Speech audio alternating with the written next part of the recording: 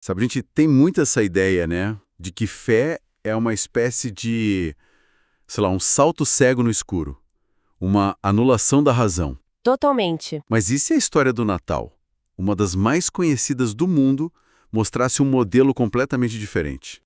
É isso que a gente vai investigar hoje, olhando para uma personagem que muitas vezes é vista só como um símbolo de aceitação passiva, Maria. Exato. A nossa fonte aqui é um trecho do livro O Natal Escondido, do Timothy Keller.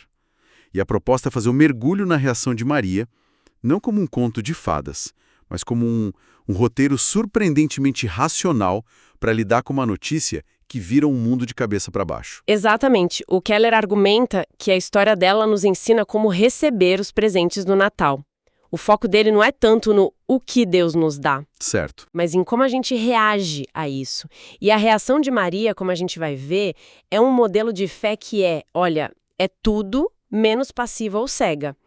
É uma fé que pensa, que questiona e que, no fim, se maravilha. Ok, vamos começar por aí porque essa já é a primeira surpresa. A reação inicial de Maria quando ouve o anjo Gabriel não é alegria, não é aceitação de cara. Não mesmo. O texto diz que ela ficou muito perturbada e começou a pensar que saudação seria essa. A primeira emoção é perturbação e o primeiro ato é pensar. E aqui está o detalhe que, para mim, muda tudo. A palavra grega original usada lá em Lucas para pensar é dialogizeto. Não é uma palavra vaga para ponderar. É um termo técnico, quase contábil, que significa fazer uma auditoria, calcular, sabe, somar os prós e os contras.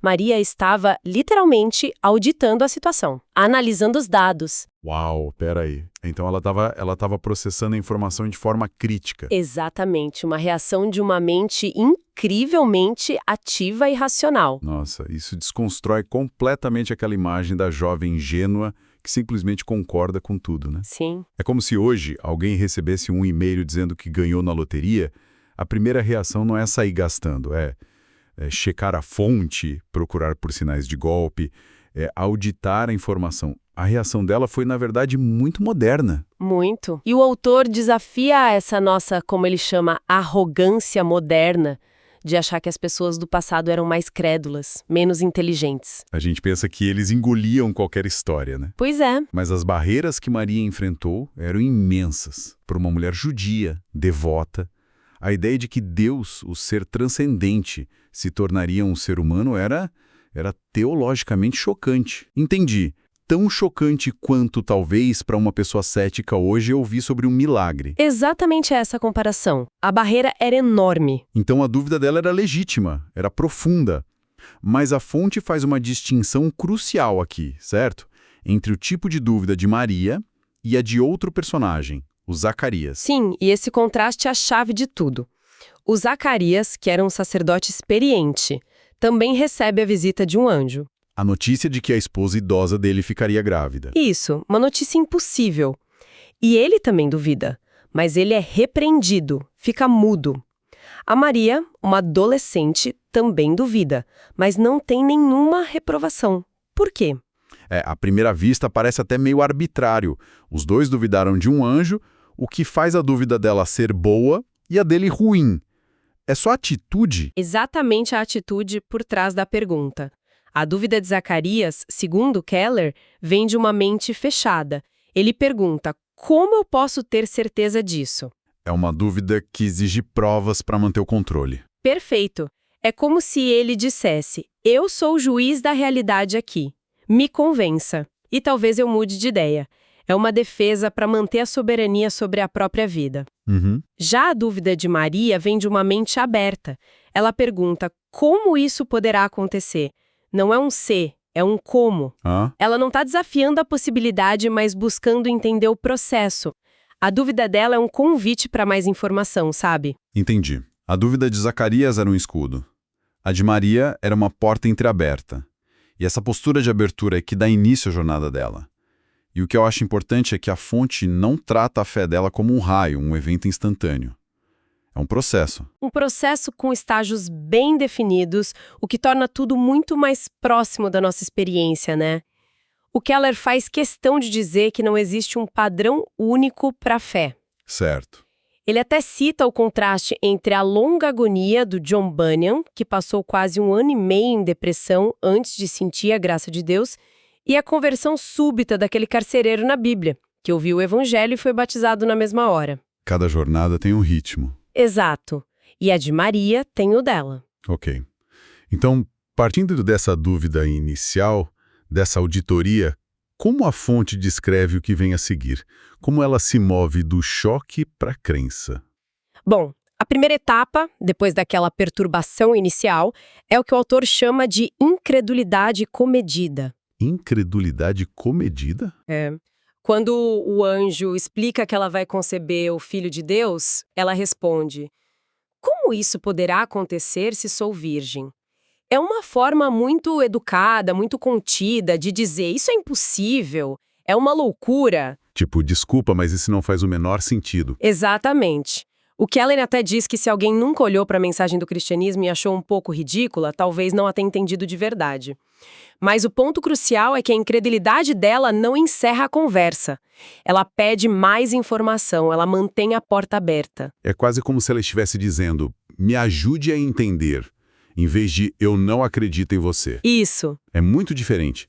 E depois que o anjo explica sobre o Espírito Santo e menciona a gravidez da prima Isabel como um sinal, o que acontece? Aí a gente entra na segunda etapa, a aceitação simples. A resposta dela é uma das frases mais famosas da história. Aqui está a serva do Senhor, cumpra-se em mim a tua palavra. E o fascinante aqui é o que ela não diz. Ela não diz, agora entendi tudo, ou nossa, que projeto incrível, tô super entusiasmada. A resposta dela é essencialmente um ato de submissão da vontade. Não necessariamente de compreensão total. Nem de exaltação das emoções. É a vontade se rendendo primeiro. Sabe, essa parte da serva do Senhor pode ser complicada para a sensibilidade moderna. A palavra serva ou escrava soa como passividade, como anulação da pessoa. Com certeza. Algo que a nossa cultura, que valoriza tanto empoderamento, rejeita. Como a fonte lida com essa tensão? A fonte aborda isso de frente. Não se trata de uma anulação da identidade, mas de uma rendição do controle. É um reconhecimento de que existe uma autoridade, uma realidade maior que o seu próprio plano de vida. Certo. Ela está dizendo na prática, olha, isso não faz sentido para mim, meus planos para o futuro acabaram de ser destruídos, eu estou com medo, mas eu confio na fonte dessa mensagem e me submeto à vontade dela. É um ponto de apoio para seguir em frente. Uma entrega da vontade que abre caminho para o resto, né? Mas ainda não é o quadro completo, né? O que leva à fé plena? É a terceira etapa, a fé com o coração. O momento da virada, o clique final, acontece na visita à prima dela, a Isabel. Ah, sim. Quando Maria chega, a Isabel, cheia do Espírito Santo, a saúda com palavras que confirmam a mensagem do anjo. Essa validação externa, vinda de alguém de confiança, solidifica a fé de Maria de uma forma muito mais profunda. É nesse momento que a fé deixa de ser só uma decisão da vontade e vira uma experiência que envolve tudo. O ser inteiro, mente, vontade e agora as emoções. E é aí que ela explode naquele cântico de louvor, o Magnificat. A minha alma engrandece ao Senhor. Exato. A mente auditou, a vontade se submeteu e, finalmente, as emoções transbordam. E o que me chama a atenção é que a fé dela não se solidificou no vácuo. Precisou da comunidade, da confirmação de outra pessoa. Um ponto excelente. E esse cântico revela a natureza dessa fé. Não é uma análise de custo-benefício, é puro maravilhamento. Ela se espanta com o fato de que o Deus poderoso deu atenção à condição humilde de sua serva. A ênfase é pessoal, quase incrédula. Para mim, logo eu. Essa ideia de maravilhamento é um ótimo termômetro. Se não há surpresa, talvez a pessoa esteja vendo a fé como um mérito próprio, sabe? Um item no currículo. A resposta para você é cristão seria, claro que sou. Eu sigo as regras. Mas se a fé é um presente, a resposta muda para sou, e isso é um milagre. Logo eu. Quem diria? A surpresa nunca acaba. Precisamente. O Keller argumenta é que esse tom de surpresa é uma marca da fé genuína. Se o cristianismo é algo que a pessoa faz, não tem por que se surpreender. Mas se é algo que foi feito para a pessoa, o maravilhamento é constante. E é esse maravilhamento que nos leva à entrega total dela. Exatamente. E essa entrega teve um custo, né? A frase, aqui está a serva do Senhor, soa poética. Mas na prática, o que isso significava para ela? Não era só aceitar uma boa notícia. De forma alguma. O custo social era gigantesco. Algo que a gente hoje mal consegue imaginar. A gente está falando de uma aldeia pequena, super conservadora. Exato, uma cultura paternalista, coletivista, baseada em honra e vergonha. Uma jovem noiva que aparece grávida era a definição de desastre. A comunidade inteira, a família, os vizinhos. Iriam pensar o pior. O pior. Ou que ela teve relações com José antes do casamento, o que já era uma vergonha. Ou, muito pior, que ela foi infiel. Ela seria vista para sempre como a mãe de um filho ilegítimo. É um isolamento social completo. Perderia a reputação, respeito, talvez até o noivo. A entrega dela foi um risco de morte social. Morte social, perfeito. Ela enfrentaria desgraça e vergonha pelo resto da vida. A fonte compara a entrega dela à de Abraão, que também ouviu a voz de Deus e partiu sem saber para onde ia, abandonando tudo. A fé, nesse modelo, não é um programa de autoajuda para você florescer. É uma rendição completa do controle da própria vida. É um passo para fora do barco. Diante de um custo tão alto, a pergunta é: por quê? O que a motivaria a fazer isso? E o mais surpreendente é que a fonte diz que nós, hoje, temos motivos ainda melhores do que os dela para dar esse passo. Isso soa contraintuitivo. Soa, mas o argumento é poderoso. A fonte apresenta duas razões, uma penúltima e uma final. A razão penúltima é que a gente pode se entregar porque pode confiar no compromisso de Deus conosco. A promessa não é de uma vida fácil. Não, mas de que mesmo no sofrimento, os problemas nos refinam, nos transformam em algo belo, produzindo o que o apóstolo Paulo chama de uma glória incomparável. E a própria vida de Maria é o maior exemplo disso, né? Ela era uma adolescente anônima, na base da pirâmide social. Ao se render, ela sabia que ia descer ainda mais. Ela viu o filho ser rejeitado, torturado, morto. Mas hoje, bilhões de pessoas sabem quem ela é, porque se humilhou, foi exaltada. Virou uma das figuras mais influentes da história. Perfeito. A vida dela ilustra isso. Para explicar essa dinâmica, o Keller usa uma fábula antiga. Um rei, disfarçado, pede esmolas a um mendigo. Certo. O mendigo espantado pega 3 míseros grãos de arroz de sua tigela e entrega ao rei. No fim do dia, ao voltar para casa, o mendigo encontra na tigela 3 grãos de ouro puro. E o grande lamento dele é: se eu tivesse dado tudo. Nossa, a ideia é que a nossa entrega a Deus não é uma perda, mas um investimento com retorno que a gente nem consegue conceber. Exato. Não subestime o que Deus pode fazer com o pouco que a gente entrega. Ok, então essa é a confiança no que Deus fará em nós. Mas a fonte diz que essa não é a razão principal, a razão final. Tem algo ainda mais profundo. O que é? A razão final é que a nossa maior motivação para a entrega não deve ser o benefício que a gente vai receber, mas o amor por aquele que já se entregou por nós. A entrega de Maria, cumpra-se em mim a tua palavra, é um eco da oração que o filho dela faria 30 anos depois no Getsêmani.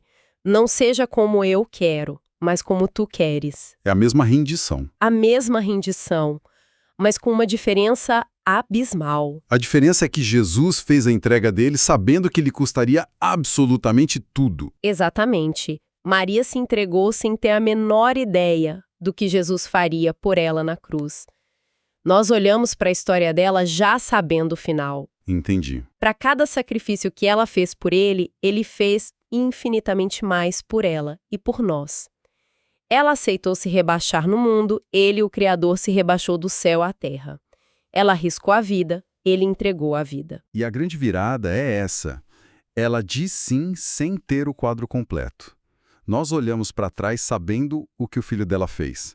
Essa perspectiva muda tudo. Muda tudo, ver Jesus não só como o Senhor a quem a gente serve, mas como o grande servo que se rendeu por nós, é o recurso supremo que temos hoje. É algo que Maria, naquele momento, não podia prever. O conhecimento do sacrifício dele é o que nos capacita a confiar.